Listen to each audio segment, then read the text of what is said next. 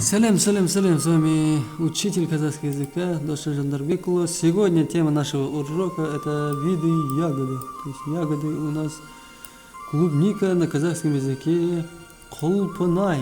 Повторите за мной, как обычно. Колпынай. Абрикос. Өрік. Земляника. Бүлдірген.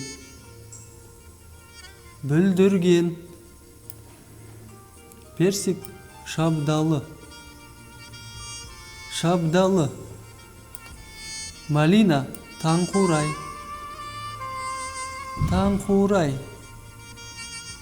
Смородина.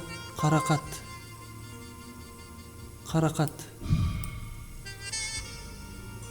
Құрма.